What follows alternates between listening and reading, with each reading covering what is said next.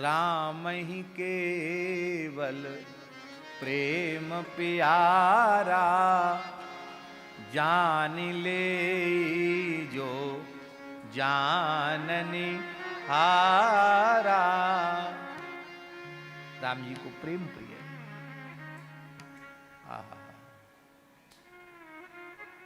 यवन खस। अब देखो हमारे ब्रिज में रसखान जी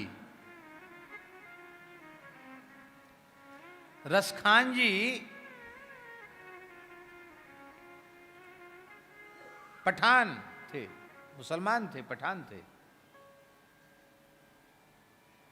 और ऐसे अनन्य कृष्ण भक्त हुए कि रसखान जी के कवित्व, रसखान जी की रचनाएं आज भी बड़े प्रेम से सब लोग गाते हैं।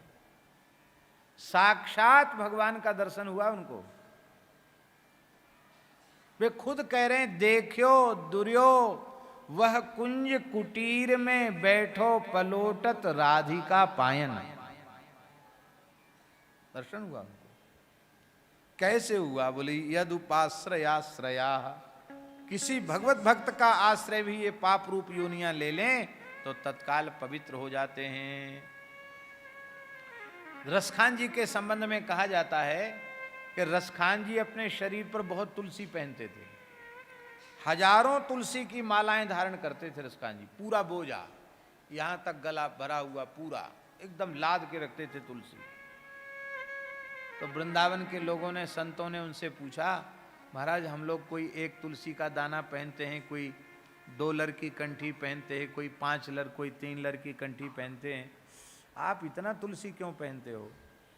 तो रसखान जी ने कहा कि देखो काष्ठ में गुण होता है, वो पानी में डूबता नहीं है, और ये तुलसी लौकिक काष्ठ नहीं, अलौकिक काष्ठ है। ये जीव को भवसागर में डूबने नहीं देती है तुलसी है। तो भाई देखो, ज़्यादा वजनदार वस्तु होगी और लकड़ी में वजन कम है, लकड़ी का भार कम है, तो वो लकड़ी, लोहा लकड़ी को डुबा देगा। लोहा लकड़ी को डुबा देगा कि नहीं डुबा देगा? और उस लोहे के पत्थर के भार से ज़्यादा काष्ठ होगा तो वो डूबेगा नहीं। तो आप लोग तो पवित्र हिंदू कुल में पैदा हुए हो, आपके पूर्वज भी भक्त थे, आप जन्म से ही भक्त हो। हम तो पठान कुल में पैदा हुए, बहुत समय तक तो पता ही नहीं चला पाप कहते किसको हैं, इतने पाप हमसे हो गए। तो हमको थोड़ी मोड़ी तुलसी से हम पार नहीं उतर पाएंगे भवसागर से।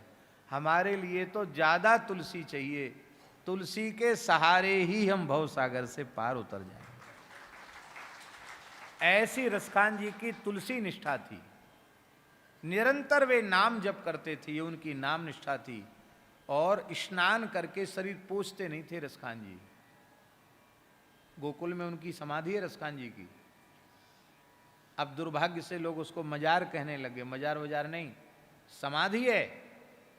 क्योंकि रसखान जी भले ही मुस्लिम कुल में पैदा हुए थे, उन्होंने गोसाई श्री विठलनाथ जी से ब्रह्म संबंध प्राप्त किया था, विधिवत दीक्षा ली थी उन्होंने। वैष्णव थे भी, संत थे, महात्मा थे। उनकी समाधि है गोकुल में, रमण रीति के सामने ही समाधि है, रसखान जी की समाधि है। तो रसखान जी यमुना स्नान करते थे, भोले शंकर जी स्नान करके शरीर नहीं पोंछते थे, यमुना जी की रज पूरे शरीर में लगाते थे, पूरे शरीर में ब्रजरज का लेप करते थे, हजारों तुलसी धारण करते थे और निरंतर नाम जप करते थे। ये है यदुपाश्रयाश्रया, संत का आश्रय लेकर के पवित्र हो जाते हैं। ऐसे भगवान के चरणों में नमस्कार। प्रतिदिन सत्संग एवं दर्शन के लिए श्री महाराज जी के ऑफिशियल चैनल को जरूर सब्सक्राइब करें।